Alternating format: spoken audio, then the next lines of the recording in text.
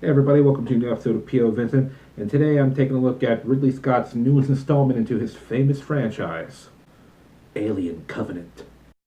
So the story follows the crew of a spaceship that's a colony ship. They're looking for a new planet to inhabit. They get a signal from a mysterious planet. They go down to the planet to investigate. They find this alien ship. Aliens start stuff happening. Monster aliens appear, and hold on a second, that sounds very familiar. It's the first movie all over again. Well, at least they're trying to be nostalgic, I guess. But the cast for this movie is pretty good. You got some noticeable faces in there. Let's start with Catherine Waterston. She plays the main character in this movie, and she's really good. She's kind of like the Ripley, though I'm not going to say she's as good as a character as Ripley. Then again, Ripley had several movies to develop, so got that advantage there.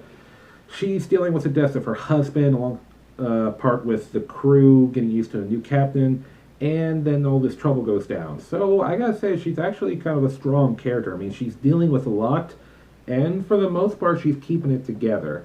Performance-wise, Waterston's performance is fine. Not much more to say about the character, except for not bad. Billy Crudup is in this movie too. He plays the captain of the ship. Well, at least he's made the captain. And he's this kind of character that he's very unsure of himself. He's not that confident, and he's got to like get this crew to listen to him and have his back and all that stuff. And he really does play that vulnerability that he doesn't really know if he can do this job or not, but he's got no choice, and you got all these horrible things going around him, and he kind of keeps it together. And then at one point in the movie, he turns into a complete moron. I am not joking. There's this one point in the movie I'm just like, what are you doing? What are you doing, man? Oh, God, I hope you get eaten. Finally, we have Michael Fassbender, who's pulling double duty in this movie. He's reprising his role of David from Prometheus. He's also playing Walter, the synthetic robot assigned to the Covenant ship, which, oh, by the way, the name of the movie is Alien Covenant because their colony ship is called the Covenant. Is that how all these new Alien movies are going to be? We're just going to have each movie be named after the spaceship that they're on? Seems a little bit lazy to me, but I'm sure Ridley Scott knows what he's doing. Anyway, Michael Fassbender is really good in this. He plays David again, and David is really creepy and villainous and just a bastard altogether. I really like, once again, him like taking this character to the next level. And then you got Walter, who's like his opposite. He's very trustworthy. He's respectable. He does his duty. He's there for the crew. For a robot, he's a nice dude. Somebody you'd like to meet. And I really like how he's balancing these two characters out.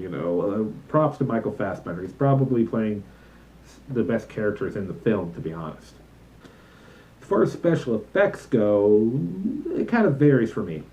Shots of the spaceships or their equipment look pretty good. I gotta say, most of the time when I'm looking at the spaceship, the Covenant, it looks real to me.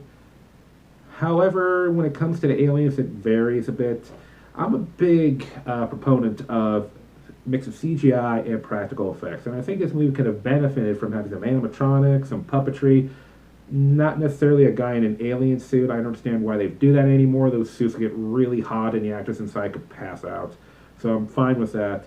The special effects, they're okay. I mean, once again, it varies for me. The aliens don't always look that real to me. Sometimes they kind of do, and then sometimes it's like, you are not real. You are just not real. I don't know. Maybe I'm a little too hard to please when it comes to special effects. But once again, animatronics, puppetry, I think this movie could have benefited from it.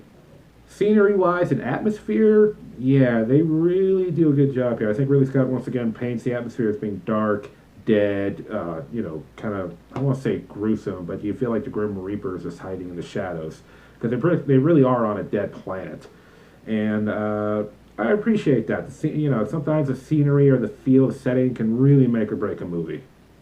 One thing this movie does is tries to answer some questions from the ending of Prometheus. We find out what happened to Elizabeth Shaw, who was played by Noomi Rapace.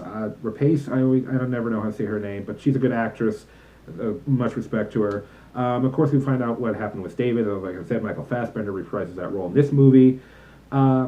But the one problem is it doesn't answer all the questions that Prometheus raised. I mean, that's one of the problems I have with Prometheus. I think it's confusing, a little too complicated. not a horrible film. There's a lot of good things in it, but the confusing, complicated parts hurt it. And in this movie, they answer some questions, but not all of them, especially some of the bigger ones from Prometheus. They just, I guess that's kind of good, just staying focused on what this movie is about, and that's fine. But I'm still like scratching my head, like, why would you bring up those questions if you're never gonna freaking answer them? At least some of them.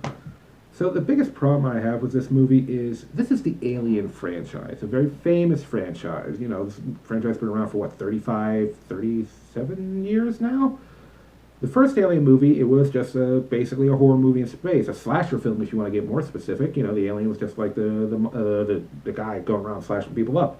And it was scary. I actually rewatched the original Alien a couple days ago, and yeah, there's still some scary, tense moments in that film. You know, even though we've had how many horror movies since then. But that's the problem with this new movie. I'm not really a horror movie guy. I'm not, and that's because I don't like being scared. I've never like, oh, some people are like, oh, I love being scared. I don't. I never felt scared watching this movie, and that I should be. The aliens, the xenomorphs, they're some of the most terrifying sci-fi monster alien creations there's ever been. You know, the Geiger, he did a great job with these things. But I never felt scared in this movie. I never felt like, oh damn, oh my God, is he gonna die? Oh God, is he gonna get it? Oh, what's going on? Oh my God, I almost got it. That never happened for me in this film. And if we're introducing the xenomorphs back into the franchise, because Prometheus really didn't, I want to be scared. I want to be like terrified, but I wasn't. The xenomorphs are terrifying, but I never felt terrified by them in this movie. Yeah, big disappointment of the film. Okay, guys, so how would I rate this film? Well, I think I'm going to use my new rating system I created. I call it the viewability scale. Top honors go to don't blink. If the movie was great, fantastic, I say it's a don't blink movie. If the movie was good, I'll say take a good look at it. If the movie was okay, I'll say take a glance at it. If I think the movie was bad, I'll say this one's going to make you squint. And if the movie is just flat out horrible, I will tell you to look away. Where would I put this movie? Well, here's the thing. This movie isn't bad. I wouldn't say it's bad at all, but I'm going to give it a take a glance at it. I want to say take a good look at it. I want to give it a better rating, but because this movie never got scary for me, and the Alien movie should be, I can't give it take a good look rating. So I'm going to say take a glance at it. Man, I wanted to. I was kind of hoping this movie would be pretty cool and scare the crap out of me, but unfortunately, didn't make it that far. Well, anyway, guys, that's my review of Alien Covenant. I hope you enjoyed it. If you disagree with me, please let me know down in the comments why. Tell me why I'm wrong. I'd like to hear from you. Let's have some conversation about this. But until next time, I just want to thank you for viewing things through my perspective.